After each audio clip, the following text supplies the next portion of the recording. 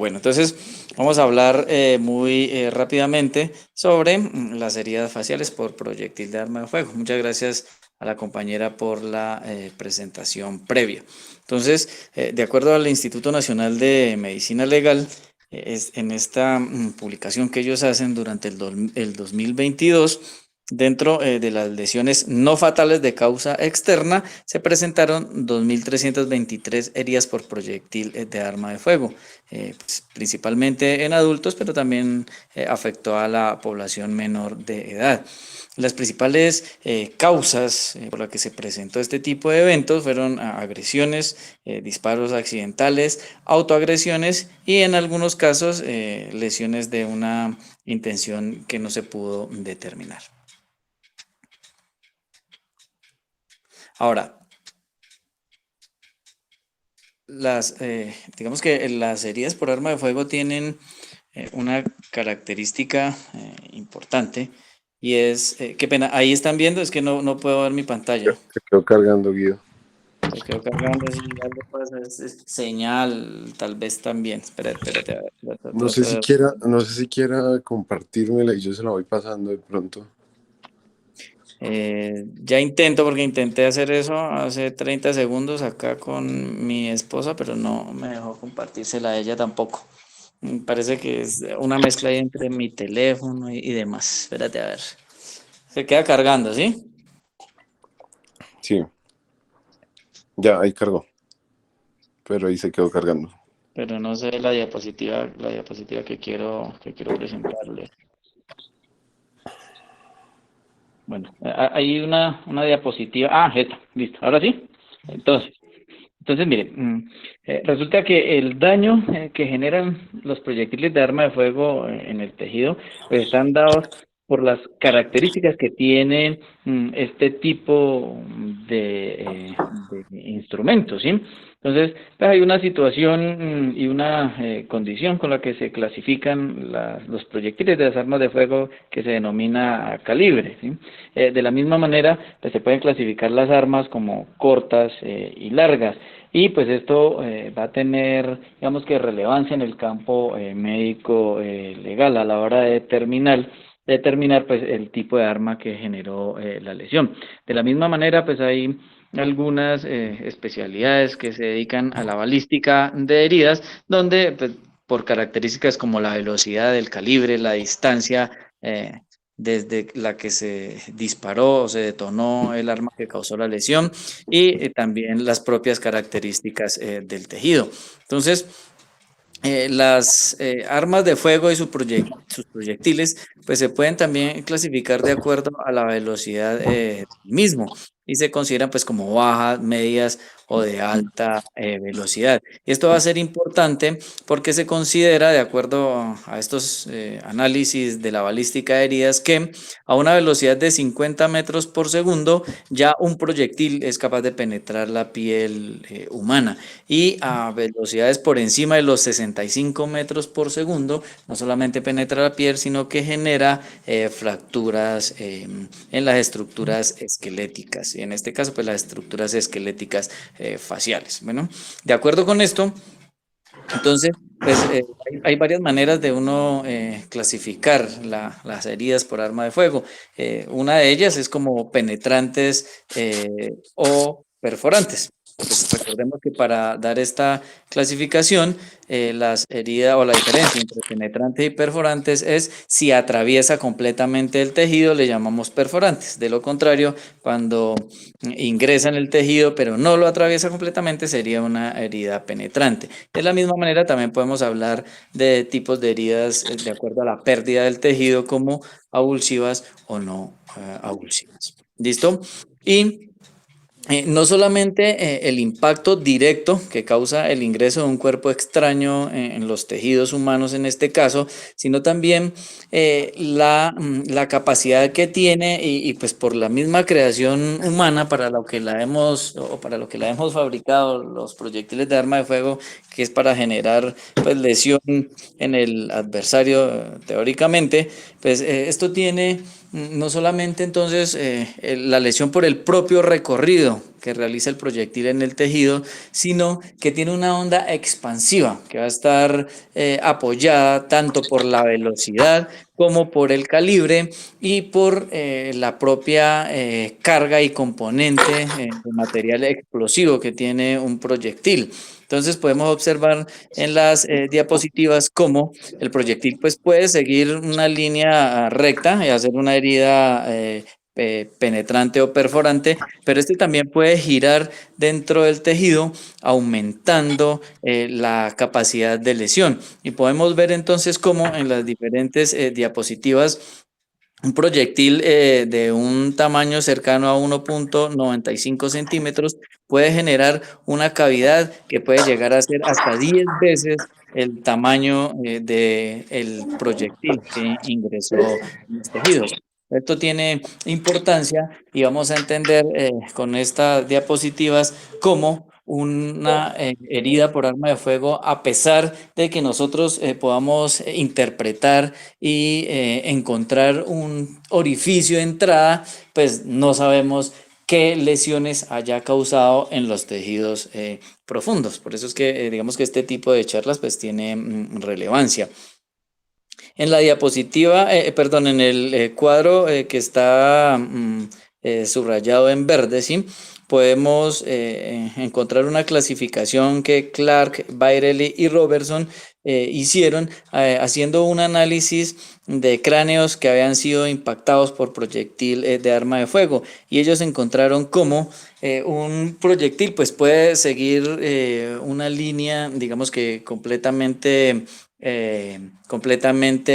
perpendicular, una línea que sea paralela al sitio de ingreso, o puede simplemente hacer un movimiento que puede ser oblicuo y en cualquier dirección de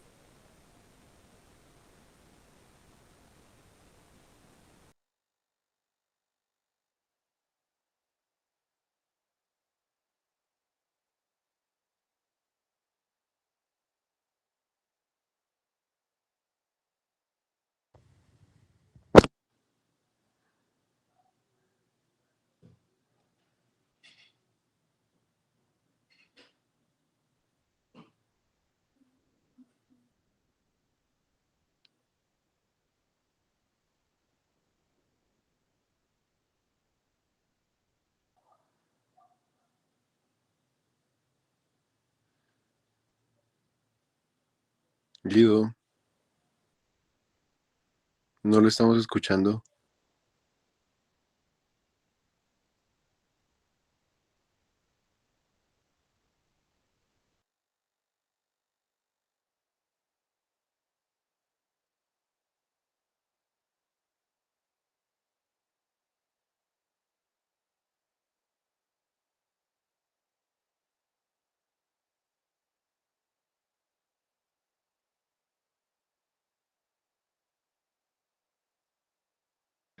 Hola, hola, Lo escuchamos. muchachos. ¿Sí Ahí me lo estamos escuchan? Qué pena. escuchando. Sí. Un favor, Willy. Señor, Willy, ¿será que te voy a pedir el favor de lo que me acabas el ofrecimiento que me acabas de hacer para que porfa me la vayas pasando, me la compartes y me la vas pasando? Ya te sí, la, sí, sí, Manuel. ya te la comparto. Es que sí tengo un problema de conexión terrible. Voy.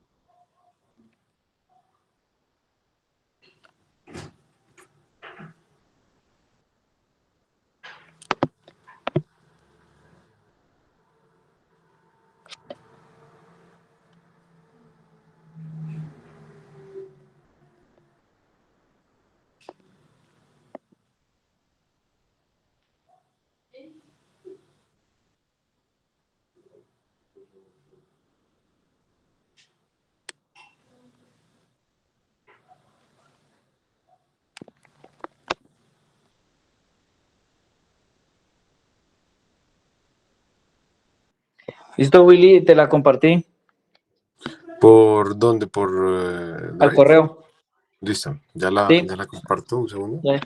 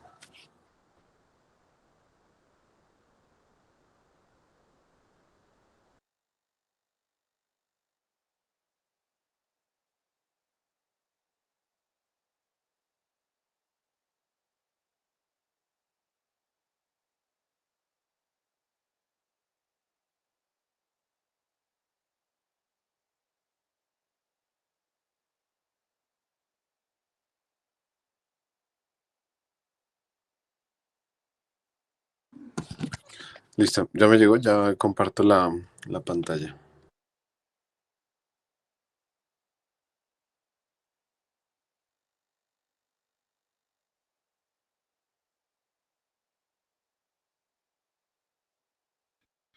Willy, espera que ya creo que lo logré acá.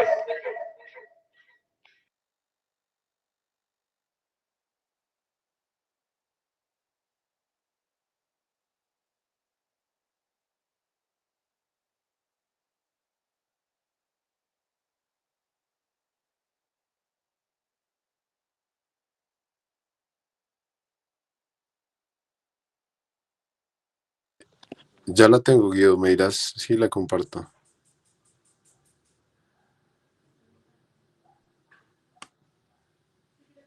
Espera, Willy, creo que ya tengo solucionado el problema. Ah, bueno, listo.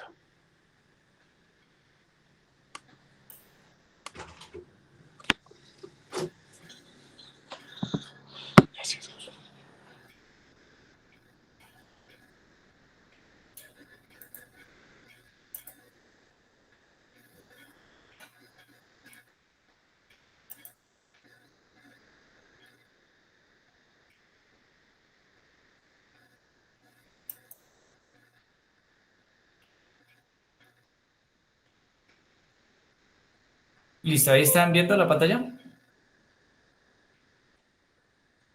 Muchachos. Sí, ok. ¿Sí? Listo. Perdón. Perdón.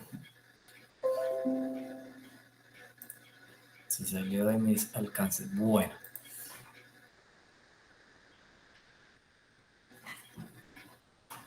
Listo.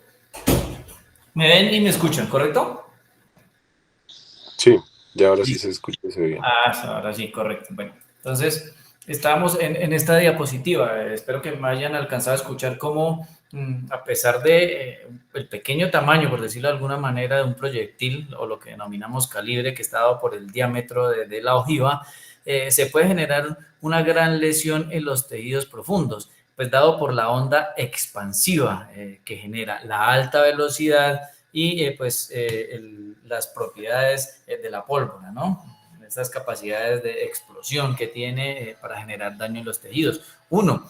Y hay otra característica que quiero que miren acá en esta diapositiva, en el cuadro que aparece arriba a la derecha, y es cómo se puede deformar el proyectil, se puede fragmentar, pero también este puede generar un daño en los tejidos. Y hablando de las lesiones en la cara, puede como hacer que los propios tejidos óseos, los dientes y los restos de los mismos también actúen como proyectiles, aumentando así el daño por el impacto de herida del arma, por arma de fuego en los tejidos faciales. Bueno, listo. Ahora, este grupo, ¿sí? Que ustedes pueden ver en la referencia bibliográfica, basado en su experiencia con el manejo de heridas faciales por arma de fuego, pues clasificó las zonas de lesión en tres. Nosotros clásicamente por escuela, y creo que en el país hacemos ese tipo de clasificación, tenemos tres zonas faciales, ¿no? Que corresponde, pues la zona 1 sería la misma zona que aquí observan como 1, la zona 2 es una zona que está comprendida y que tiene esta misma disposición horizontal entre el límite con la zona 1 y la base nasal.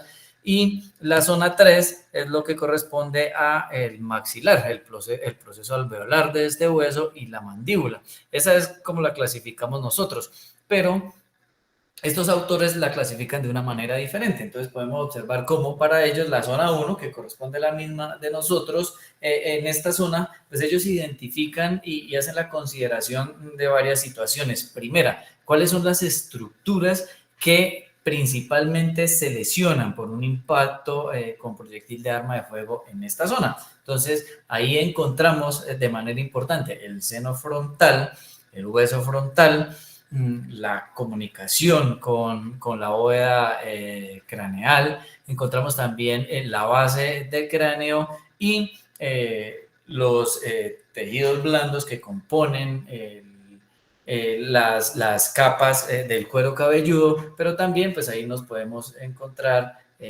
las meninges, ¿sí? Entonces ellos dicen, bueno, clasificamos esto en estas zonas no solo para identificar cuáles son las lesiones que se puede presentar, sino para tratar de dilucidar desde el momento en que se reciba al paciente cuáles son las estrategias reconstructivas respecto a estas zonas lesionadas. ¿Listo? Entonces, eso para la zona 1. Ahora, ellos consideran la zona 2 como esa zona centrofacial y como pueden ustedes observar es vertical, no es horizontal como nosotros la clasificamos acá.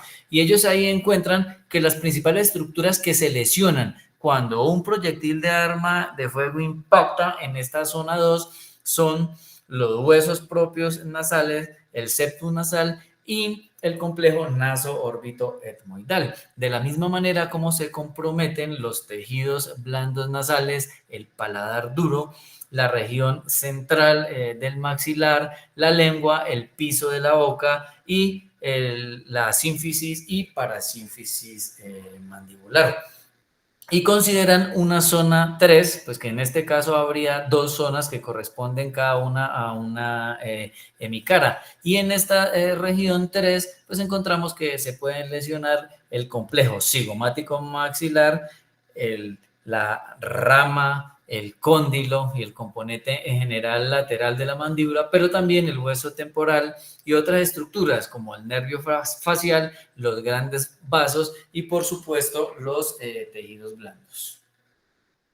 Ahora, este autor, el doctor Baca y sus colaboradores proponen un manejo quirúrgico por etapas para los pacientes con este tipo de lesiones.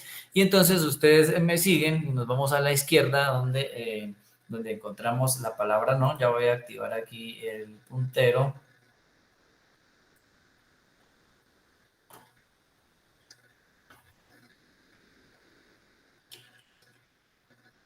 Listo, entonces podemos observar acá cómo ellos, la primera característica que tienen en cuenta es si se trata o no de una lesión avulsiva. Entonces nos vamos a la izquierda donde aparece el no. Y ellos dicen, si no es una lesión avulsiva que me haya generado a mí una gran pérdida de tejido, tanto óseo como de tejidos blandos, pues simplemente a los pacientes se va a llevar a un procedimiento de reducción abierta y fijación interna de esas fracturas y un cierre primario, por decirlo de alguna manera, de esas lesiones. Pero como digamos que el papel, y pues por eso repito, es importante esta charla, es evaluar los pacientes que no tienen esa condición, sino que presentan unas grandes heridas avulsivas. Entonces nos vamos al otro lado de este manejo por etapas y es cuando el paciente sí tiene una importante pérdida de tejido. Entonces, cuando sucede esto en los pacientes, ellos proponen tres etapas, entonces, ¿sí? Una primera etapa, y ya vamos a ir describiendo cada una, que denominan de debridamiento y fijación, una segunda etapa que se llama reconstrucción y una tercera que es de revisión. Esa primera etapa, los autores proponen que idealmente debe ser llevada a cabo dentro de las primeras 24 a 48 horas de sucedida la lesión.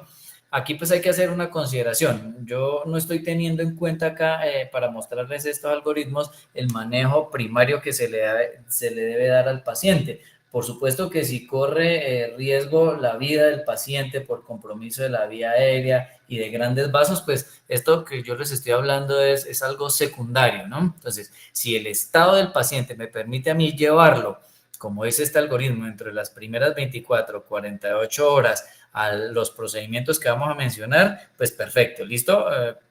Pues digamos que uno casi que de manera coloquial dice, primero debemos tener un paciente, ¿no? Para llevarlo a un procedimiento quirúrgico, ¿listo? Entonces, en esta primera etapa de debridamiento y de fijación, ¿qué se debe hacer? Entonces, hay que debridar los tejidos, ¿sí? Eliminando los cuerpos extraños. Recordemos que el proyectil se puede fragmentar. En la posibilidad, tratar de eliminarlos todos. Hay muchos casos en los que es difícil realizar esto y hay que dejar esquirlas en los tejidos, pero pues digamos que el plan es tratar de eliminarlos. ¿Listo? De la misma manera, debridar los tejidos que no sean viables. Recordemos cómo puede haber una ruptura y una fragmentación de estructuras dentales y óseas que puedan actuar como proyectiles. Este es el momento para debridar todos esos tejidos. Y también es el momento para realizar la fijación interna de las fracturas que puedan ser en ese momento reducibles. Bueno, principalmente pues hay que brindar estructura a los tejidos blandos. Si dejamos que estas fracturas sin fijarse, esperando la delimitación de la lesión en los tejidos blandos, pues no vamos a tener una estructura y lo que posteriormente vamos a tener es una limitación en el proceso reconstructivo. Entonces, en este primer paso hay que realizar en lo posible esa fijación. Bueno, de la misma manera, aquí se debe evaluar si los tejidos que fueron afectados, especialmente los tejidos óseos, pueden servirme como injerto para yo dejarlos y en este momento utilizarlos para reforzar esa fijación que yo voy a realizar a las estructuras faciales, ¿sí? Una característica con la que debe cumplir un tejido óseo que tiene una fractura multifragmentaria, ¿sí? Es que esté con recubrimiento de periósteo. Si es así y está vital, lo podemos dejar para utilizarlo como un injerto óseo. Bueno, y ahora vamos a mirar en uno de los ejemplos cómo los autores logran conservar este tipo de tejidos. En este momento también se debe cerrar los tejidos blandos, como dice la diapositiva, con una mínima tensión y es una etapa también para evaluar si quedó adecuadamente fijada mi estructura maxilomandibular y tratando de reconstituir los pilares faciales mediante la realización de una tomografía. ¿Listo? Acá nosotros la realizamos. Ahorita estoy haciendo la rotación en el tunal. Pues desafortunadamente para los pacientes, pero afortunadamente para uno, porque antes no lo había podido ver en los casi 2 años de residencia, no hemos tenido la oportunidad de manejar pacientes con heridas por arma de fuego, pero en el tunal sí. Y pues el sitio donde se esté manejando, idealmente pues que cuente con la posibilidad de la tomografía, ¿no? Para nosotros evaluar si estas reducciones quedaron adecuadamente realizadas. Es importante, una vez llevado a cabo estos pasos de la etapa 1, evaluar dentro de las 48 a 72 horas 2 condiciones. Una, si el paciente requiere volver a salas de cirugía porque o quedó mal una fijación, se inestabilizó esa fijación o porque los tejidos blandos aún no están delimitados. Evaluamos esto. Si hay que volver a la sala de cirugía, pues hay que llevar al paciente, no hay otra solución. Si esto no sucede, entonces podemos pasar a la etapa de reconstrucción. ¿Y qué es clave para esa etapa de reconstrucción, muchachos? Que los tejidos blandos, los márgenes, ya tengan una delimitación de cuál fue el daño real que se ocasionó en los mismos. Bueno, cuando yo tengo esta condición cumplida, pues puedo pasar entonces a la etapa de reconstrucción.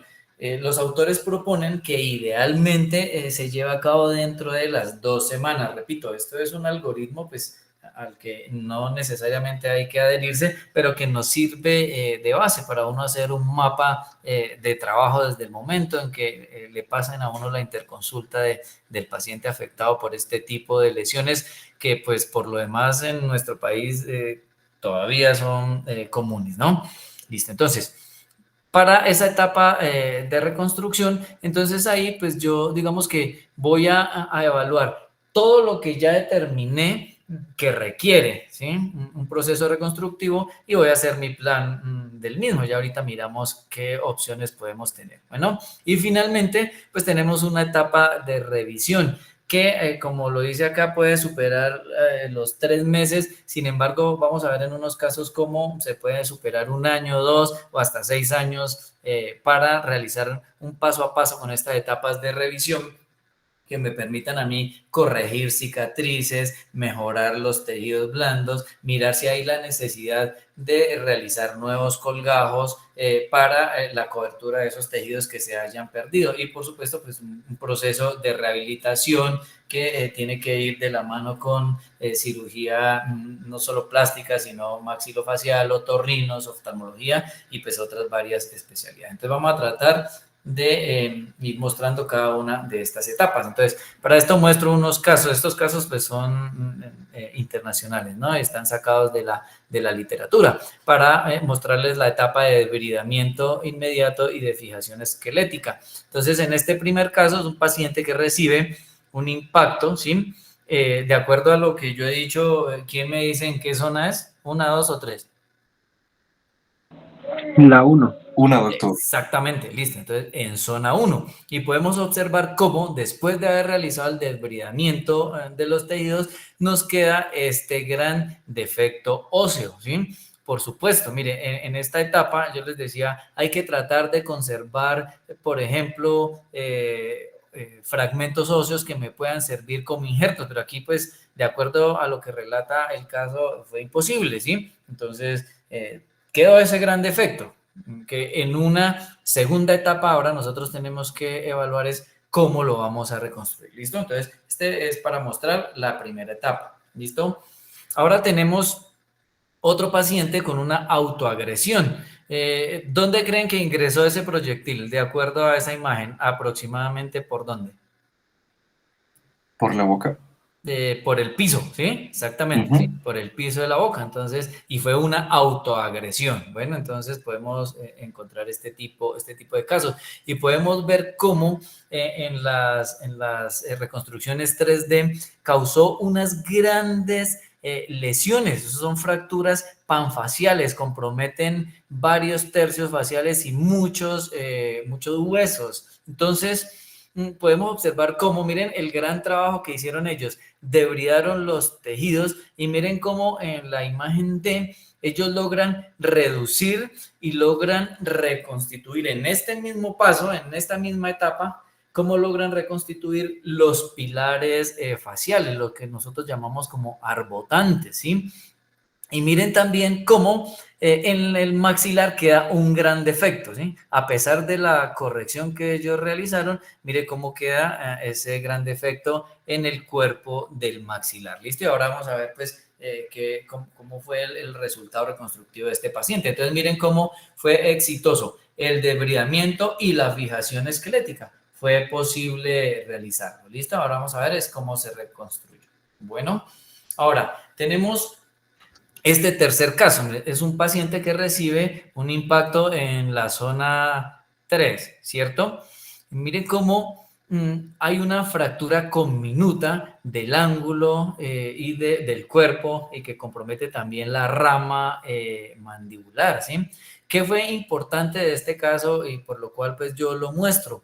Porque en esta misma etapa lograron dos cosas. Una, pues debridar y fijar, pero miren cómo, ¿sí?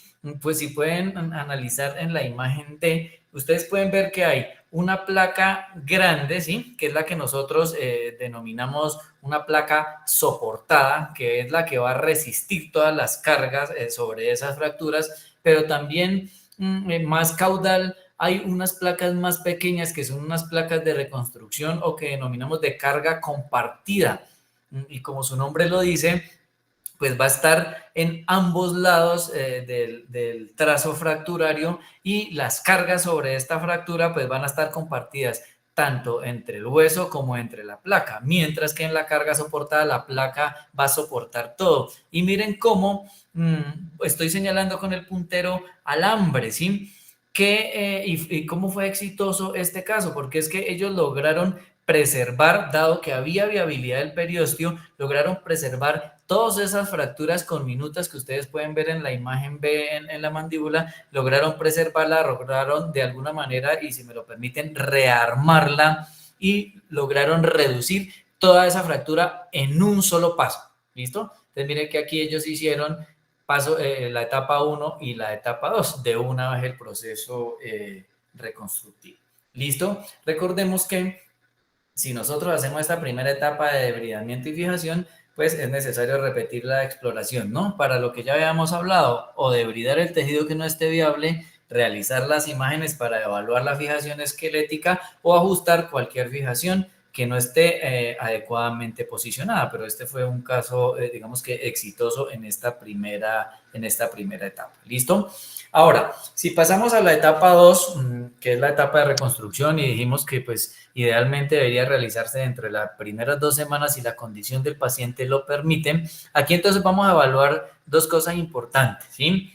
Por supuesto, aquí hay otras estructuras que se van a comprometer, pero digamos que lo estamos hablando en lo que nos compete, porque por ejemplo una lesión en el globo ocular, pues nosotros como cirujanos plásticos no la corregimos, eso es competencia del oftalmólogo, o una lesión en el sistema nervioso central, pues del neurocirujano, o en el sistema nervioso, ¿sí? O intracraneal. Entonces estamos hablando, pues digamos que de la competencia nuestra, ¿sí? Y nosotros evaluamos pues los defectos óseos segmentarios y la cobertura de los tejidos blandos, pero en esta etapa pues también nosotros tenemos que evaluar otras estructuras que denominamos faciales, ¿no? Por ejemplo, la glándula parótida, el conducto esternón, también ahí incluimos el nervio facial, por supuesto, y otras estructuras nerviosas faciales. Bueno, entonces este grupo lo que propone es que esta segunda etapa de reconstrucción la hagamos en este orden, ¿sí? Entonces, de superior a inferior, el primer paso sería la reconstrucción medio facial, ¿listo? Recordando la importancia de los pilares maxilares en este caso. Bueno, entonces primero reconstrucción medio facial y orbitaria del anillo orbitario, estamos hablando acá del reborde orbitario. Seguidamente, realizar una reconstrucción oromandibular, posteriormente la reconstrucción del paladar. Ahora seguiría la reconstrucción de la órbita, pero interna, ¿no? Recuerden que en el primer paso les acabo de mencionar que es el reborde orbitario y los huesos que constituyen esa órbita. Y acá nos están hablando de procesos en la órbita interna, más específicamente aquellas lesiones que hayan ocurrido en el hueso esfenoides y en el apex orbitario. Por ahí en algún momento William nos dio una charla sobre los síndromes en estas regiones, entonces esa reconstrucción se daría en este tiempo, ¿listo? Posteriormente ellos recomiendan realizar la reconstrucción de los tejidos blandos, que como pueden ver ustedes ahí, pues corresponden principalmente a los de cobertura nasal y, por ejemplo, en los labios. Y por último, el proceso de rehabilitación dental, que recuerden, pues tampoco lo realizamos nosotros. ¿Listo? Ahora, ¿qué dicen ellos para el manejo del componente medio y periorbitario? Entonces, ellos nos muestran un algoritmo y pues creo que se los acaba de decir como hacia la izquierda nosotros observamos que si hay compromiso del globo ocular y de las estructuras perioculares o periorbitarias, pues con la competencia de los cirujanos oftalmólogos, pues ellos digamos que van a participar en este tipo de requerimientos del paciente, ya sea pues que él necesite enucleación o exenteración, ¿listo? Nosotros, otra vez, como no realizamos esta parte, vamos a mirar qué sucede entonces en el componente que es de nuestra competencia, ¿sí? ¿Qué pasa cuando hay unos defectos óseos críticos, ¿sí? Y cuando el paciente tiene indicación de posteriormente la utilización de una prótesis. Entonces nosotros evaluamos allí dos condiciones, ¿sí? Una, hay una gran pérdida de tejido, ¿sí? Y acá aparece el sí, podemos observar cómo los autores nos recomiendan o lo que ellos han encontrado en su experiencia es que principalmente se han utilizado los colgajos, colgajos de fibulares, ¿sí? O sea, nosotros digamos que acá ellos le llaman fibular, nosotros le llamamos de peroné, ¿listo? Para los que han podido, pues observar algunas cirugías y ver algunos posoperatorios cuando hablamos de un peroné libre, entonces hacemos referencia a este tipo de colgados. Entonces ya podemos ir viendo cómo, de acuerdo con este algoritmo, nos vamos encaminando por una estrategia de reconstrucción, que por supuesto pues no tiene que ser ley, pero la podemos ir teniendo ahí en mente, repito, desde el momento en que llega el paciente y vemos la lesión, y nosotros conocemos la estructura anatómica, zonas 1, 2, 3, y podemos decir, ya me acuerdo cuando el proyectil impacta ahí, ¿qué pudo haber lesionado? Pues de una vez nos podemos remontar a esta diapositiva y pensar ahora cómo lo voy a reconstruir. Ese es el ejercicio que yo quisiera que esta noche pues todos hiciéramos. Repito, nosotros que también estamos en un proceso de formación y hemos visto algunos casos, pero para ustedes va a ser muy, muy interesante hacer ese análisis y una propuesta reconstructiva basada en esto que yo estoy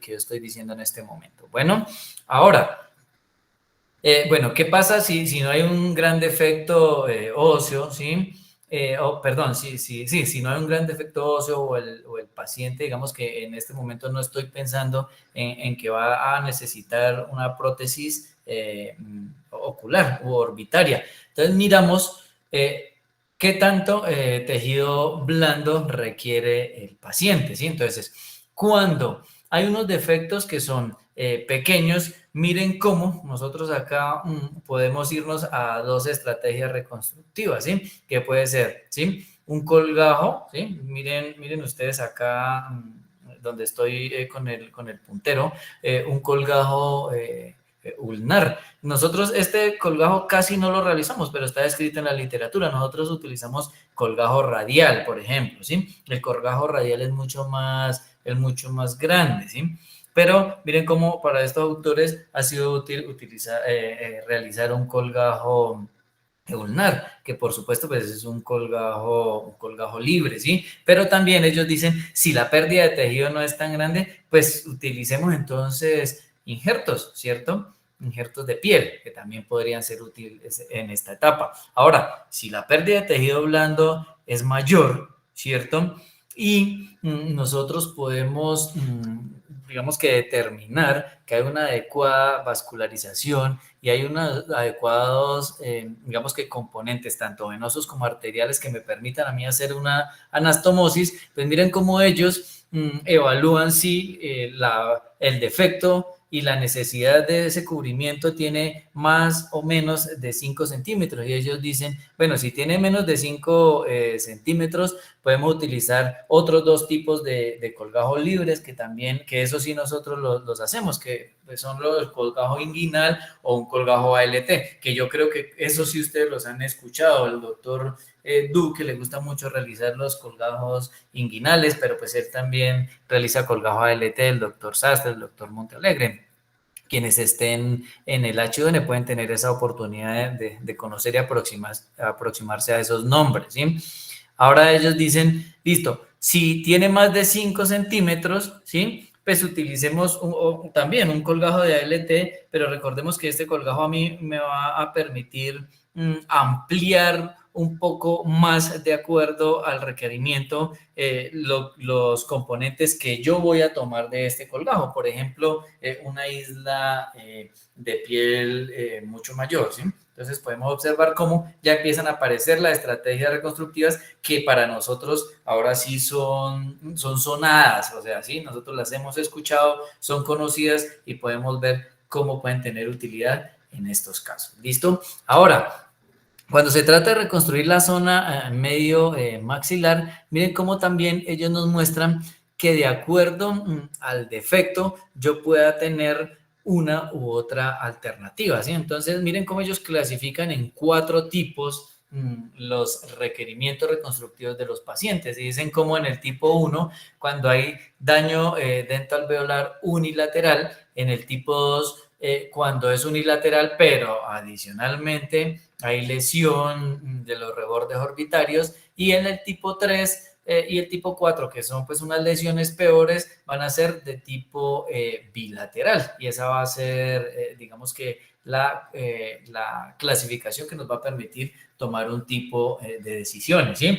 Ustedes pueden observar cómo hacia una ramificación de este tipo de clasificación que ellos hacen, encontramos algunas opciones. Mire, entonces, estas letras A, B, ¿sí? Nos indican si hay o no una adecuada vascularización de los tejidos para yo utilizar una u otra estrategia, ¿sí?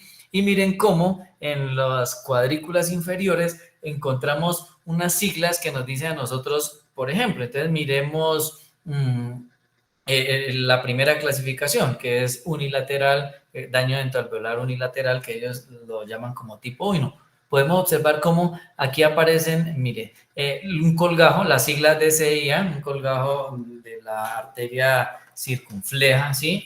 Superficial, más o que me incluya en este caso el músculo oblicuo interno, ¿sí? Entonces podemos observar cómo ellos van buscando realizar cobertura de los defectos tanto de piel, pero también de volumen, ¿sí? Como pueden ustedes observar. Y miremos también cómo con la sigla FOSC, ¿sí? Estos son los colgajos fibulares que ahora decíamos, ¿no? O sea, el colgajo que nosotros llamamos como peroné, ¿listo? Miren cómo siguen apareciendo estrategias reconstructivas, ¿listo? Y observen también cómo ellos, entonces miren, ellos dicen, ¿sí? Si yo tengo, pasemos por ejemplo al tipo 2, ellos dicen, si yo tengo este daño unilateral dentalveolar, pero también lesión de la periórbita, pues yo puedo utilizar, ¿sí? O un colgajo, ¿sí? Peroneal. Cuando ellos refieren aquí 1 o 2, se refieren a que requiera los 2 peronees, ¿listo? Para hacer la reconstrucción. Entonces, pues esto va a depender del grado de lesión, ¿no? Por supuesto que cuando es bilateral va a requerir los dos colgajos. Pero miren cómo acá, en este tipo 2, ellos dicen, si yo tengo A, o sea, una buena una buena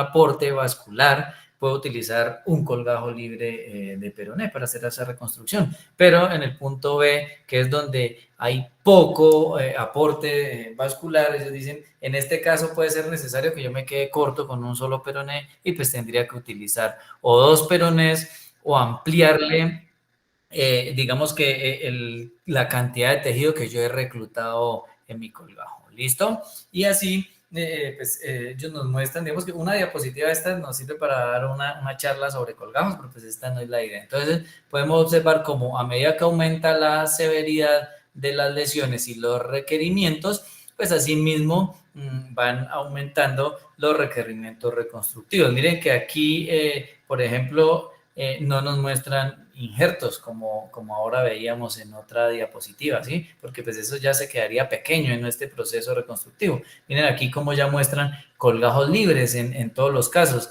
De hecho, ustedes pueden ver cómo hay colgajos de la arteria circunfleja ilíaca que lleva el músculo oblicuo pero podemos observar aquí donde estoy señalando cómo adicionalmente le ponen la S de skin, o sea, cuando necesita una isla de piel mucho mayor. Entonces, a medida que aumenta la lesión, pues aumentan los requerimientos reconstructivos. Y para el tercio inferior, pero miren que aquí estos autores sí nos muestran más o menos una división como nosotros tenemos acostumbrada a hacerla por tercios faciales, ¿no? Miren que aquí están hablando de una zona y es la zona inferior y hablan de cómo reconstruir la mandíbula, ¿sí? Y volvemos acá a hablar de el aporte vascular o la preservación del mismo para tomar decisiones, ¿listo? Miren, entonces, por ejemplo, acá dice tipo 1, donde estoy con el puntero, y habla de pues, la lesión dentoalveolar unilateral, es parecida a la anterior, ¿no? Y podemos observar cómo, miren, aquí este es un ejemplo mucho mejor, miren cómo el A, que significa que tiene un aporte vascular, ellos dicen, bueno, un colgajo inguinal o un peroné. Pero miren en el B, donde el aporte vascular es malo, ¿sí? Y nosotros podemos sospechar que se pudiera perder el colgajo por lo mismo. Miren cómo ellos dicen, ponga, ¿sí?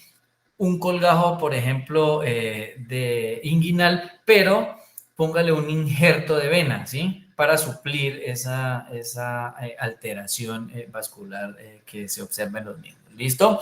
Y así podemos observar cómo de acuerdo a la pérdida del tejido y a la lesión que yo tenga, pues me va a aumentar, digamos que la complejidad y el requerimiento reconstructivo, pero repito, miren que acá ya todos son colgajos libres. Bueno.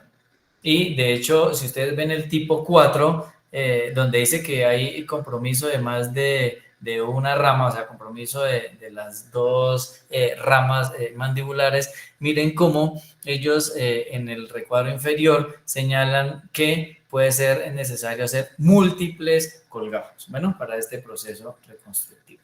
Listo.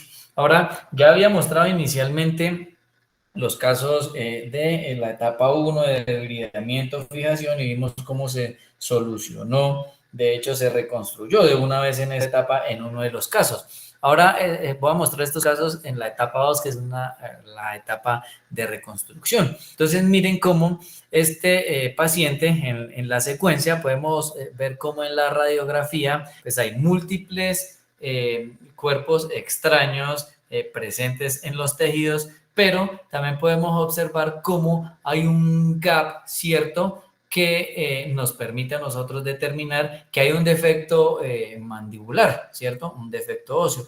Y en la figura B, que es la foto intraoperatoria, lo podemos comprobar. Eso es casi que, miren que como de unos 2 centímetros de largo, pero miren que también tiene de alto. Esto yo creo que necesitaría uno por lo menos unos 4 por 4 centímetros de tejido óseo para poder solucionar este defecto. Perdón que se me quedó esta diapositiva quieta. ¿Ahí me siguen, muchachos? ¿Todavía me están escuchando? Sí, señor, se le está escuchando bien. Listo. Entonces, íbamos en la imagen B, ¿cierto? Miren el gran defecto mandibular. Y miren cómo acá en la diapositiva C encontramos nosotros pues que el paciente efectivamente tiene una placa de carga compartida o soportada. ¿Qué me dice? Hola. Muchachos. Soportada. Eso, pero William, no se vale. Uno de los o uno de los internos o uno de los estudiantes. Entonces, soportada, ¿cierto? Miren cómo pues tiene que la carga, como les digo, está, como su nombre lo dice, soportada sobre el material de osteosíntesis que se está colocando ahí. ¿Listo? Y miren cómo, entonces, después de ese gran defecto óseo, como en la imagen D, por supuesto que este paciente ya ha pasado por varias etapas, ¿no? Ya se ha realizado un debridamiento y se ha determinado, pues, cuál fue la delimitación final tanto de los tejidos blandos como de los tejidos esqueléticos óseos y se ha establecido un defecto. Entonces podemos observar cómo después de haber pasado esa etapa, como en la imagen D al paciente, pues ese defecto se le soluciona con un injerto óseo, ¿sí? Un injerto óseo que fue tomado de la cresta ilíaca del mismo paciente. Miren que a pesar del tamaño se utilizó este injerto óseo y al paciente le fue muy bien, ¿sí? Por supuesto que, miren, hay una placa soportada, pero para yo poner el injerto en el sitio que deseo, pues tengo que poner ahora unas placas de reconstrucción de carga compartida que nosotros denominamos mini placas, ¿no? Entonces, podemos ver acá cómo se lleva a cabo una secuencia para llegar a la segunda etapa, que es la etapa de reconstrucción. ¿Listo? Ahora, en esta misma etapa, como les mostraba hace un rato, este es para ejemplificar, pues utilizamos los colgajos libres. Y aquí traigo esta imagen o esta diapositiva para mostrar cómo el planeamiento, ¿sí?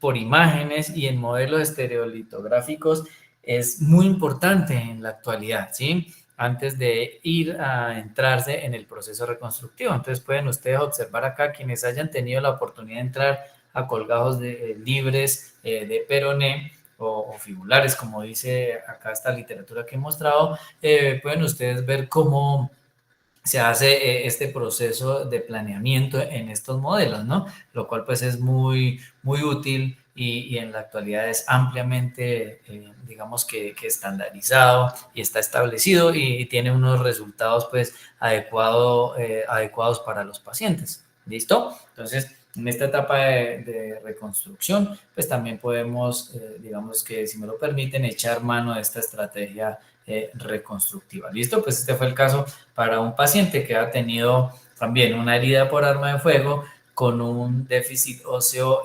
importante, no solo mandibular, sino como pueden ver ustedes en las imágenes maxilar, que fue solucionado mediante la realización en este caso se hicieron 2 colgajos de peroné libres. Bueno, listo. Entonces, este es el caso que habíamos mostrado al principio, ¿sí? Entonces, recuerdan que todos me dijeron que era en la zona 1 y vimos que había quedado un gran defecto óseo, ¿sí? Entonces, miren cómo en esta etapa 2 de reconstrucción, ¿sí? Se realizó el posicionamiento de un implante, ¿sí? En este caso, miren que pues, el implante tiene unas características muy parecidas, ¿sí? A la estructura ósea. Si ustedes pueden ver las placas, digamos que donde no sea por las placas de osteosíntesis, casi que uno no sabría dónde inicia o dónde termina el hueso nativo, por decirlo de alguna manera, y dónde comienza el implante, ¿sí? Entonces, mire que fue muy satisfactoria esta segunda etapa para este paciente. Y miren cómo, bueno, solucionaba el defecto óseo, pero me quedó un defecto de los tejidos blandos. Y ahora decíamos, si se puede con un injerto, lo hacemos, ¿sí? Pero miren que este tamaño del requerimiento y del defecto, pues es grande. Entonces allí utilizaron de manera exitosa un colgajo libre. En este caso, pues un colgajo libre cubital.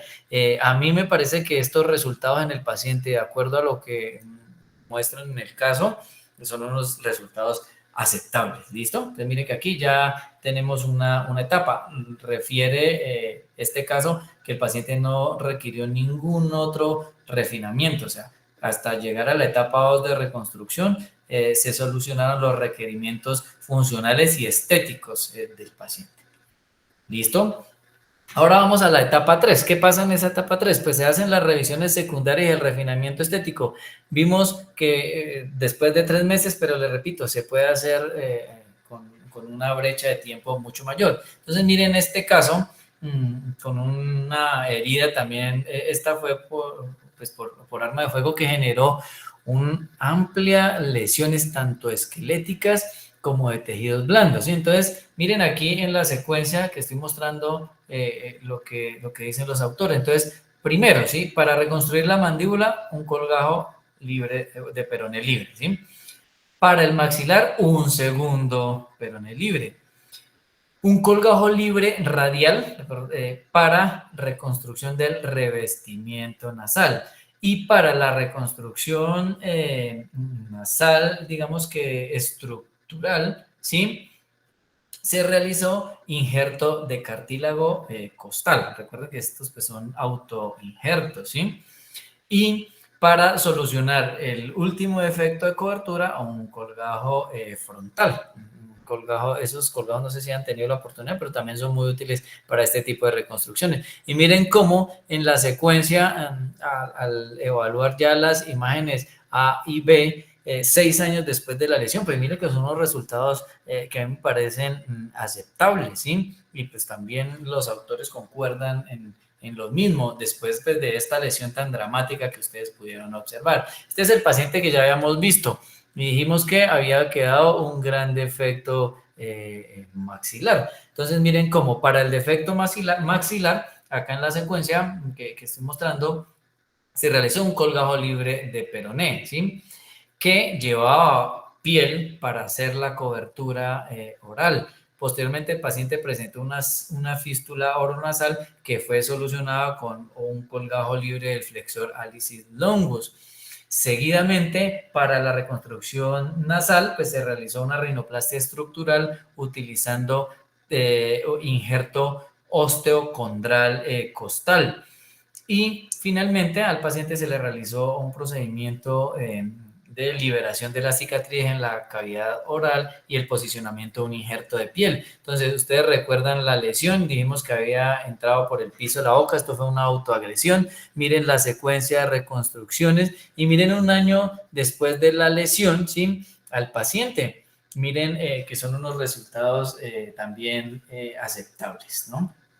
Listo, ahora con esos casos, digamos que termino la gran parte de mostrarles o de adentrarlos en la inquietud de cómo reconstruir esas grandes heridas o las heridas faciales, perdón, por arma de fuego. Entonces, acá he desarrollado este cuadro basado en lo reportado por el doctor Baca y colaboradores en su estudio, en la realización del algoritmo, donde yo lo que pretendo es comparar dos cosas. Una, ¿qué pasa si yo hago el desbridamiento inmediato y la fijación esquelética temprana versus tardía, ¿sí? Si lo manejo esperando que haya una delimitación de los tejidos. Entonces yo he puesto acá a la izquierda en los desenlaces varias características que son la infección, el déficit vascular, la presencia de fístulas, la contracción de los tejidos blandos, el requerimiento de intervenciones quirúrgicas, de hospitalizaciones prolongadas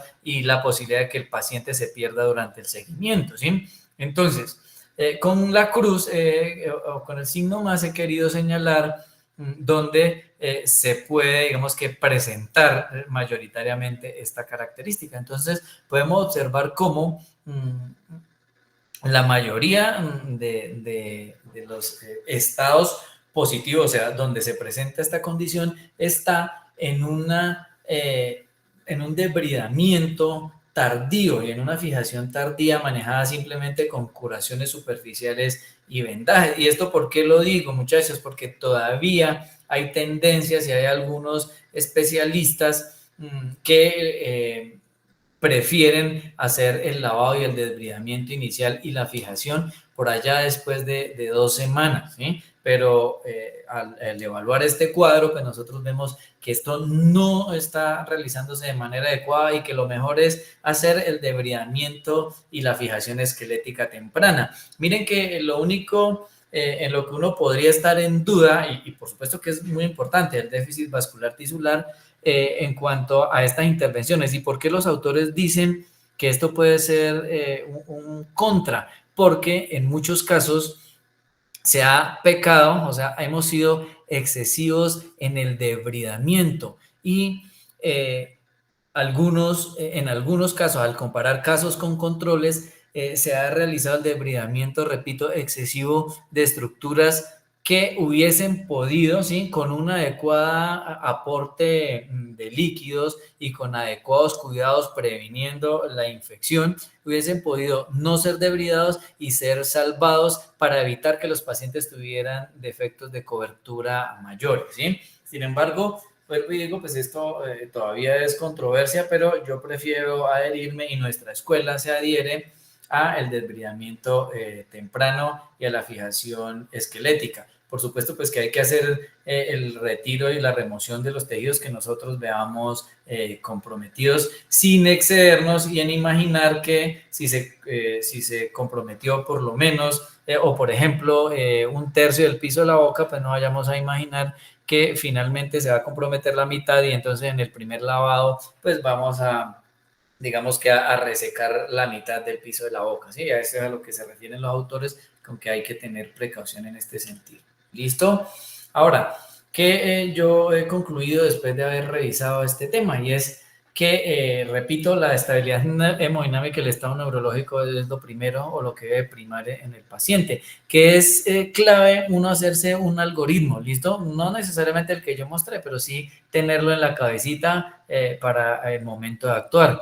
Segundo, y esto sí es una conclusión, pues, digamos que propia, que yo he evaluado en la literatura y en los casos que hemos realizado, y es que la intervención temprana y el desbridamiento con la fijación temprana muestra mejores resultados, bueno, y que el manejo reconstructivo pues debe ser individualizado, que si yo ya garanticé que no hay infección, hay un adecuado aporte vascular y la lesión de los tejidos blandos está delimitada, puedo seguir con la etapa de reconstrucción. Mientras estas tres cosas no se garanticen, no importa el tiempo que yo voy a esperar para esa etapa de reconstrucción. Bueno, que si yo tengo defectos pequeños, puedo utilizar colgajos locales. ¿Listo? Que si yo encuentro injertos óseos que tengan una adecuada vascularización y buen periósteo, puedo dejarlos para utilizarlos en el momento de la reconstrucción. ¿Listo? Y que definitivamente cuando hay una pérdida importante de tejido, pues los colgajos libres son importantes. Bueno, esta es la bibliografía revisada, muchachos. Les agradezco mucho y escucho sus preguntas. Y qué vergüenza por tanto problema con la presentación.